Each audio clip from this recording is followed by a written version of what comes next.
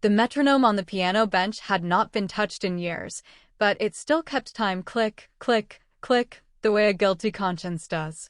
Joseph Paul sat in the leather chair by the window and watched Rebecca arrange dried lavender into a vase she'd bought at a market in Siena on their 20th anniversary.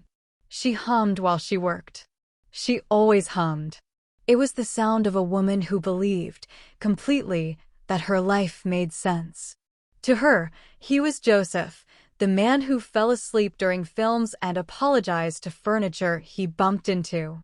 To the silence that lived behind his sternum, he was something older and colder. Il Muratore. The bricklayer. A man who didn't build walls, he buried things behind them. That vase, he said quietly. I didn't buy it because I loved the market. She turned, still smiling. Then why? Because the vendor owed a debt to a man I used to be. And because I needed you looking at something beautiful while I made a phone call. She laughed open, unguarded, the laugh of 33 years of mornings. It was the most merciful and the most terrible sound he had ever heard. Joseph. He said his own name the way a judge reads a verdict. I am 71 years old. And for 12,045 days I have handed you a life I assembled from pieces that didn't belong to me. He set a small brass key on the piano bench beside the metronome. Nothing dramatic, just a key, the kind that opens a lockbox, and watched her face begin to change. The betrayal was not only in what the key unlocked. It was in every quiet evening he had let her believe the metronome was the most dangerous thing in the room. This is Roses and Revolvers, where every story cuts deeper than the last. If you made it this far and felt something, don't just watch in silence. Subscribe and tell me where you're watching from. The real ones don't just listen to the story, they stay for the next scar. The cake had 33 candles. Rebecca had arranged them herself, pressing each one into the white frosting with the same quiet care she gave everything. Their garden, their grandchildren, him. The dining room smelled of vanilla and the good beeswax candles she saved for occasions, and their daughter Elena had strung paper lanterns along the ceiling that threw a warm, honey light across the table. It was, by every visible measure, a perfect evening. Joseph looked at it and felt like a man standing inside a house fire, smiling so no one would panic. 33 years. He lifted his wine glass.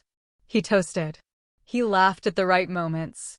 He held Rebecca's hand when Elena made her speech about what her parents' marriage had taught her about love, real love, the kind that doesn't quit, and he felt each word land in his chest like a stone dropped into still water. He excused himself after dessert. In the downstairs bathroom, he gripped the edge of the sink and looked at the face in the mirror, the silver at his temples, the deep lines, the eyes of a man who had ordered 17 deaths and somehow ended up with paper lanterns and a vanilla cake. His hands were shaking. They hadn't shaken since 1987. The medical envelope was still in his jacket pocket. Stage 4. 6 months, perhaps less. He had picked it up from the oncologist that morning and said nothing. He had driven home and watched Rebecca arrange lavender and said nothing.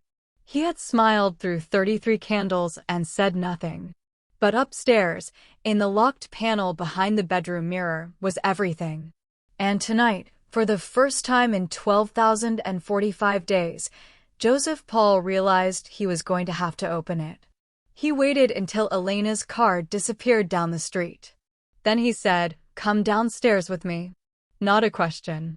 Something in his voice made Rebecca set her wine glass down without a word. The basement had always been Joseph's domain, his workbench, his filing cabinets, the shelving units of labeled boxes Rebecca had never had reason to open. She had been down here perhaps a dozen times in 33 years. She stood now at the bottom of the stairs in her anniversary dress, arms folded against the chill, watching him cross to the far wall. He moved a shelving unit. It swung outward on a hinge she had never known existed. Joseph. Her voice was careful. The voice she used when she wasn't sure she wanted the answer. What is that? Behind the shelf was a steel door, flush with the concrete, with a combination lock and a handle worn smooth from use. from use. She stared at the worn handle and understood, somewhere below thought, that he had been down here regularly. In the 33 years she had slept above this room. He turned the combination from memory. The door opened on a breath of cold, sealed air. Inside, a metal shelf. A passport that was not his name. Bundled currency in 3 currencies she could identify and one she couldn't. A handgun oiled and waiting. Photographs, surveillance photographs, the kind with timestamps and long lens blur of men she didn't recognize. And one she did. Her brother Marco. Dated 6 months before the car accident that killed him. Joseph. His name in her mouth had changed shape entirely. Why do you have a photograph of my brother? He turned to face her, and in his eyes was the answer she already knew she didn't want. He made her sit down. Not on the cold basement floor. He guided her back upstairs, to the kitchen table where 30 minutes ago there had been cake and paper lanterns and Elena's speech about real love. Rebecca sat. She did not take her eyes off him. He remained standing, because he did not deserve a chair.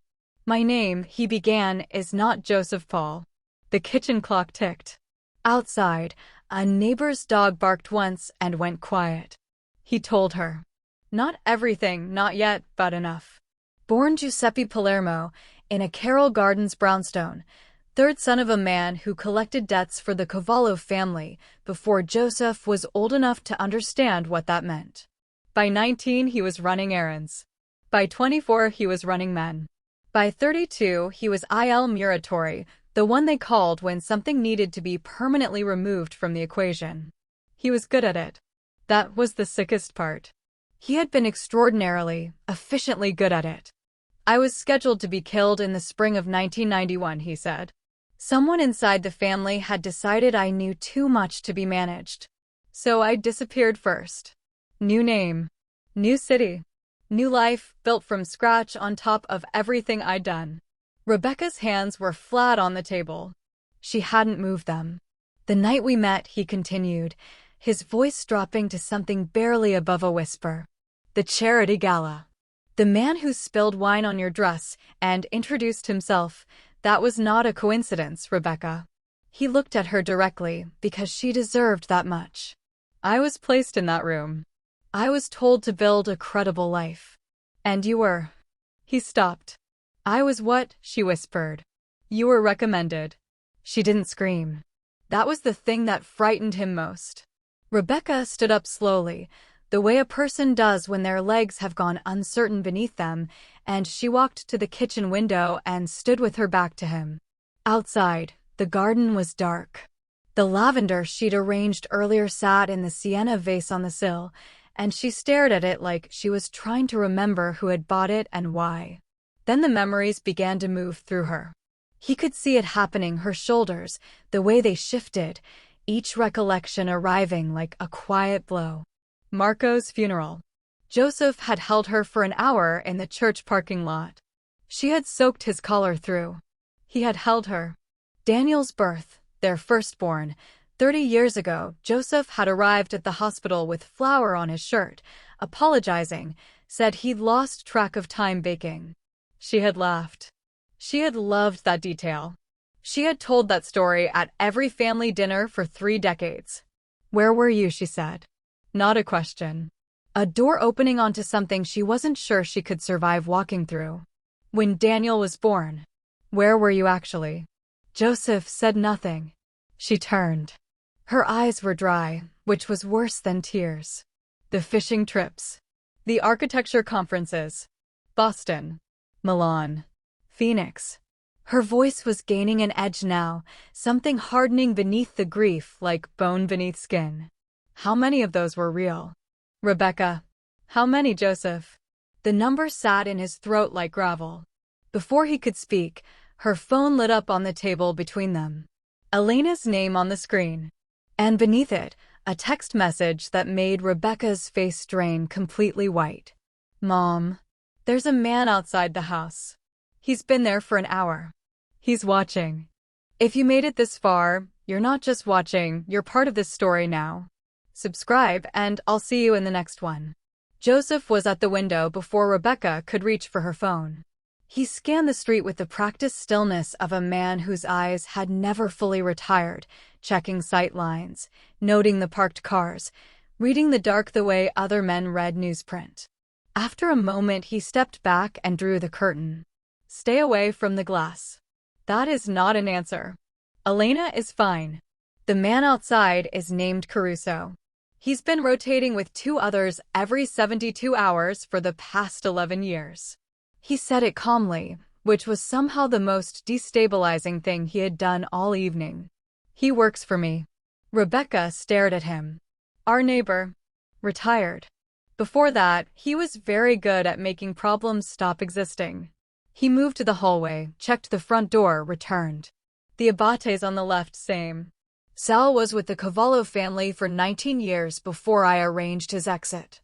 His wife doesn't know either. The color that had drained from Rebecca's face did not return.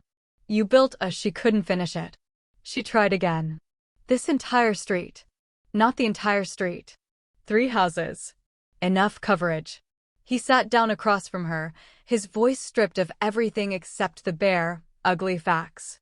In 2004, a man from my past located a property I owned in Connecticut. He was dealt with before he reached it. In 2011, someone made inquiries about Daniel's school. He paused. That was also dealt with.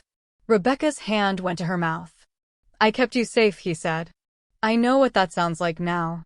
But I kept you safe.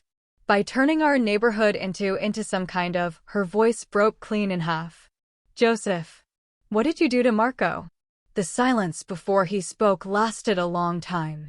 Joseph had rehearsed this moment in the dark for 20 years, in the space between sleep and waking, in the shower, driving alone on winter roads. He had constructed careful sentences, measured confessions, versions of the truth that preserved some small corner of himself. He discarded all of them now. Rebecca deserved the unedited thing. Marco found out who I was, he said. Not everything. Enough. He came to me in the spring of 2004, not to the house. He was careful about that, and he told me he knew the name Giuseppe Palermo. He said he'd been contacted by someone from the Cavallo family who wanted information about my whereabouts in exchange for money. Joseph's voice was flat and precise, the way a surgeon's hands are steady not from the absence of feeling, but from the absolute management of it. He wasn't going to take it. He wanted me to know. He was trying to protect you. Rebecca made a sound he had never heard from her before. He came to me as family, Joseph continued, and I sat across from him, at a table not unlike this one, and I told him everything would be handled. He stopped. I made a phone call that night. The accident happened 11 days later. The room tilted. Rebecca stood so abruptly her chair struck the wall behind her. Her face had moved entirely beyond grief into something rawer and more ancient, the expression of a person watching the entire architecture of their life collapse inward from the foundation. He called me the night before, she whispered. He said he had something to tell me. I thought he sounded relieved. Joseph said nothing. There was nothing left to say. Then every light in the house went out. The power came back in 40 seconds. Joseph had counted. Old habit. In the renewed light, Rebecca stood against the far wall with her phone pressed to her chest, not calling anyone, not yet, simply holding it the way a person grips something solid when the ground has stopped being trustworthy. He did not move toward her. He understood, with absolute clarity, that the distance between them was no longer measurable in feet. You can call the police, he said. I won't stop you. I have a folder in the lockbox, everything. Names, dates, accounts. Enough to close cases that have been open for 20 years. He paused. I had it prepared. I always knew this night would come. Rebecca looked at him across the kitchen, this kitchen where she had made 33 years of Sunday dinners, where Daniel had taken his first steps, where she had nursed her mother through the last winter of her life. And something in her expression was so far beyond anger it had become almost geological. Layers. Ancient and crushing. You always knew, she repeated. Yes.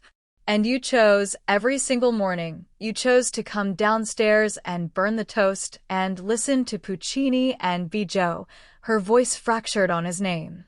While Marco was in the ground. The house breathed around them. The metronome on the piano bench.